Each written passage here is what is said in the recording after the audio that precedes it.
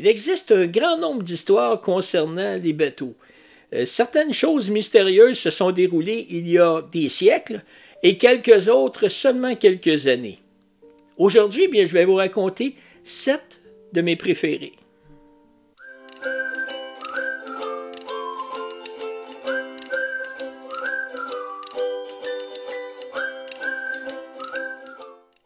Pour débuter notre voyage dans cet univers mystérieux et très peu rassurant, eh bien, voici ce qui s'est déroulé le 22 janvier 1906.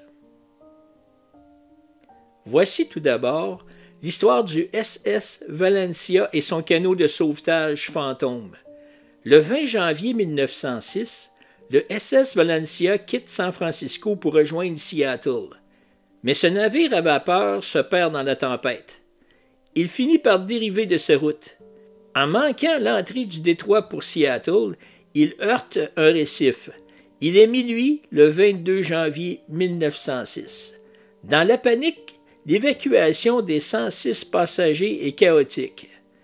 3 canots se renversent avant leur mise à flot et seuls 3 canots sont secourus.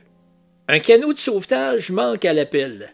Des pêcheurs locaux affirment l'avoir vu dérivant dans la région pendant de nombreuses années. Bateau fantôme ou égaré? Nul ne le saura jamais.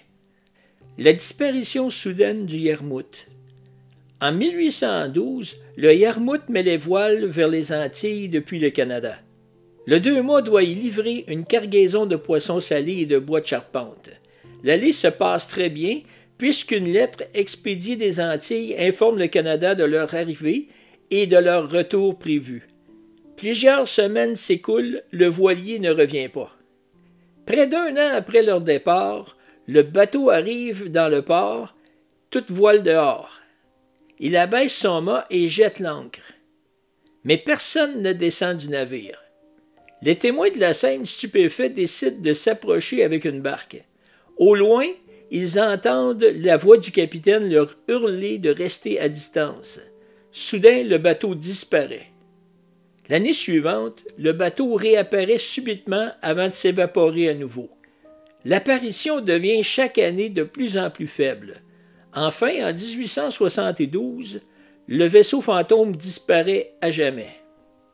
La mystérieuse disparition de l'équipage du J.C. Cousins. La goélette J.C. Cousins était un bateau pilote à Astoria, dans l'Oregon, en 1883. Ce gros yacht de 20 mètres part le 6 octobre 1883 pour prendre son poste en mer. À ce moment-là, l'équipage est composé de 4 marins recrutés depuis peu et d'un capitaine. Le lendemain matin, le navire est observé naviguant tranquillement. Tout à coup, le vaisseau pivote sur lui-même à la suite d'un changement de vent. Il se dirige alors droit sur la côte et s'échoue sur un banc de sable. Les personnes qui assistent à la scène courent à son secours. À bord, il n'y a personne et le vaisseau semble abandonné.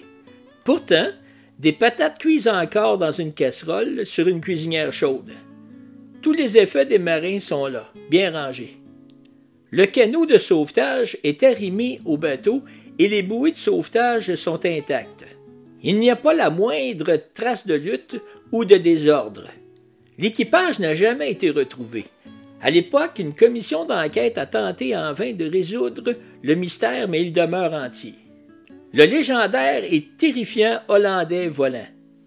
La légende du Hollandais volant a inspiré beaucoup de personnes, de Richard Wagner au scénariste des Pirates des Caraïbes. Si les histoires varient selon les marins et les époques, voici son essence. Il y a très longtemps, un vaisseau hollandais se retrouve pris dans une tempête. Est-ce qu'il se vit refuser une place au port? Est-ce qu'il défia les mers à l'insu de ses marins? Tout est que le bateau fut avalé par les eaux. Il revient depuis hanter les bateaux. Le Hollandais volant apparaît encore en cas de mauvais temps et est un mauvais présage pour tous les marins qui l'aperçoivent. L'étrange mort de l'équipage du SS Ouran-Médan. En 1947, le SS Ouran-Médan envoie un appel de détresse. Tous les officiers, y compris le capitaine, sont morts allongés dans la salle des machines et sur le pont. L'équipage est sûrement mort avant que les secours n'arrivent. Un deuxième message de détresse est envoyé « Je meurs ». Au moment où les secours embarquent enfin à bord du cargo, ils découvrent avec horreur que tout l'équipage est décédé. Leurs corps sont tordus avec les bras vers le ciel, comme s'ils s'étaient défendus d'un ennemi invisible. Tout à coup, la salle des machines prend feu, obligeant les secours à abandonner le bateau. Celui-ci coulera avant que la moindre autopsie soit pratiquée. Que s'est-il vraiment passé? Des historiens ont depuis cherché à vérifier cette histoire et sans succès. Le SS Hurrah-Médan n'apparaît sur aucun registre officiel. La légendaire disparition de l'équipage du Marie-Céleste. La légende du Marie-Céleste a été rendue célèbre par Arthur Conan Doyle. En effet, le créateur de Sherlock Holmes a choisi d'utiliser cette légende dans une de ses nouvelles. Le 7 novembre 1872, le Marie-Céleste quitte New York pour se rendre à Genève avec une cargaison d'alcool. Près d'un mois après, entre les Accords et le Portugal, le Dei Gracia, une autre brigantine, croise sa route. Le capitaine du navire s'étonne de l'étrange comportement du Marie-Céleste. Il demande donc à ses matelots d'aborder le vaisseau. Une fois à bord, l'équipage découvre qu'il a été abandonné. Il n'y a personne à bord. Où sont donc passés les 10 membres de l'équipage? Nul ne le sait. Seul le canot de sauvetage était manquant. En 1884, lorsque Conan Doyle publie sa nouvelle, il relance l'affaire et une nouvelle série de théories sur ce qui a bien pu se passer. Aujourd'hui encore, le mystère reste entier. L'étrange disparition de l'équipage du CAS-2. Toutes les histoires de bateaux fantômes ne remontent pas au 19e siècle.